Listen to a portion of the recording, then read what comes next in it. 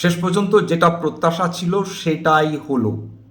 Iran কিংবা America কেউ শান্তি চায়নি, সুতরাং এই দ্বিপাক্ষিক বৈঠক ব্যর্থ হতোই।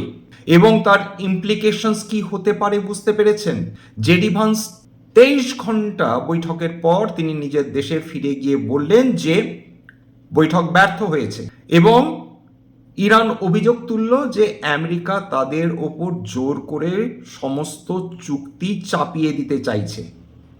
আর কিছুক্ষণ পরেই আমেরিকার প্রেসিডেন্ট ডোনাল্ড ট্রাম্প ঘোষণা করলেন যে স্ট্রেট অফ হরমুজে তিনি ব্লকেড সৃষ্টি করতে চলেছেন, এবং কোনো তেলবাহী জাহাজ, সেটা যে দেশেরই হোক না কেন, তাকে স্ট্রেট অফ হরমুজ দিয়ে তেল বহন করে নিজেদের দেশে ফিরতে দেওয়া যাবে না। অর্থাৎ একদিকে ইরান সেই কাজটি করে চলেছে, এখন আমেরিকা ওই একই কাজ করবে। এর এফেক্ট কালকে সোমবার অর্থাৎ 13 তারিখে কি পড়তে পারে কল্পনা করে দেখুন।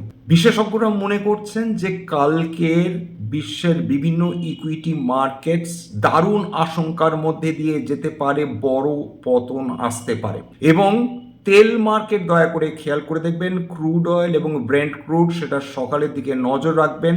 বিশেষজ্ঞরা এই আশঙ্কাও করছেন যে ডোনাল্ড ট্রাম্পের হুমকির পর এই তেলের দাম স্কাই রকেট করবে, অর্থাৎ সাংঘাতিকভাবে এর দাম বেড়ে যাবে।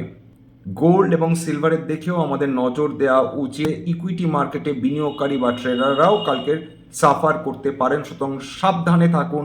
এই সপ্তাহটা অত্যন্ত অশান্ত সপ্তাহ প্রমাণিত হলেও হতে পারে।